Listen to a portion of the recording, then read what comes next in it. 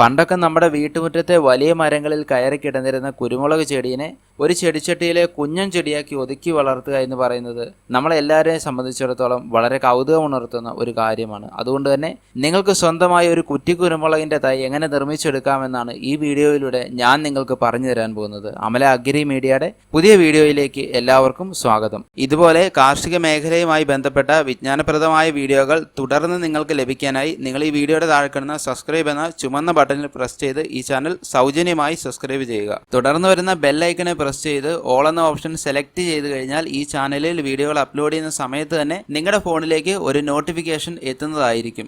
നമ്മളിൽ പലരുടെയും തെറ്റിദ്ധാരണ കുറ്റിക്കുരുമുളക് എന്ന് പറയുന്നത് നമ്മുടെ കാർഷിക സർവകലാശാലയോ മറ്റോ വികസിപ്പിച്ചെടുത്ത ഒരു പ്രത്യേക ഇനം കുരുമുളകാണെന്നാണ്. പക്ഷേ യഥാർത്ഥത്തിൽ കുറ്റിക്കുരുമുളക് എന്ന് പറയുന്നത് ഒരു പ്രത്യേക ഇനം കുരുമുളകല്ല.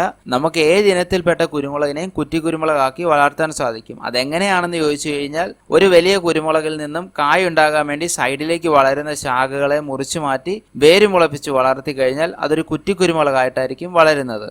പക്ഷെ ഇങ്ങനെ ചെയ്യുമ്പോൾ നമ്മൾ നേരിടേണ്ടി വരുന്ന ഒരു പ്രധാനപ്പെട്ട പ്രശ്നമാണ് ഇത്തരം ശാഖകളെ ചുമ്മാ നമ്മൾ മുറിച്ച് നട്ടു കഴിഞ്ഞാൽ അതിന് വേര് മുളയ്ക്കാനുള്ള സാധ്യത വളരെ വളരെ കുറവാണ്. കാരണം ഇങ്ങനെ കായ ഉണ്ടാകുന്ന ശാഖകൾക്ക് കുരുമുളകിന്റെ മറ്റ് ശാഖകളെ അപേക്ഷിച്ച് വേര് മുളപ്പിക്കാനുള്ള കഴിവ് തീരെ കുറവാണ്. ഈ പ്രശ്നത്തെ നമുക്ക് രണ്ട് രീതിയിലാണ് പ്രധാനമായിട്ടും മറികടക്കാൻ സാധിക്കുന്നത്.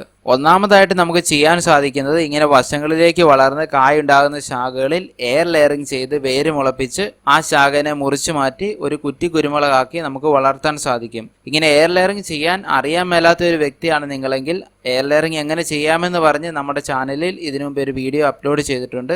ആ വീഡിയോയുടെ ലിങ്ക് ഈ വീഡിയോ ഡിസ്ക്രിപ്ഷനിൽ ഞാൻ കൊടുക്കാം.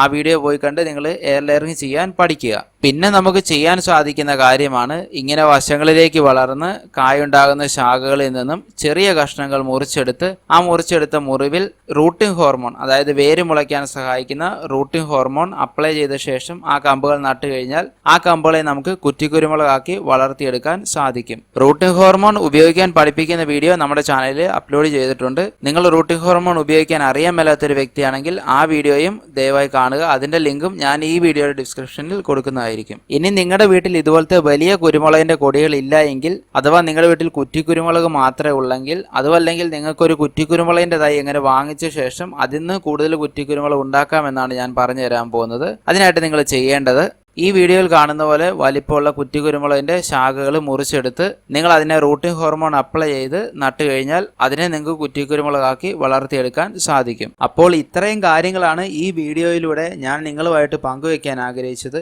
ഈ വീഡിയോ നിങ്ങൾക്ക് ഇഷ്ടപ്പെടുകയാണെങ്കിൽ ഉറപ്പായി ലൈക്ക് ചെയ്യുക. ഇത് ഉപകാരപ്പെടുമെന്ന് തോന്നുന്ന നിങ്ങളുടെ സുഹൃത്തുക്കൾക്ക് ഷെയർ ചെയ്ത് കൊടുക്കുക. പുതിയൊരു വീഡിയോയുമായിട്ട് നിങ്ങളുടെ മുമ്പിൽ എത്തുന്നവരെ ആന്റണി ടോം സൈനിങ് ഓഫ്.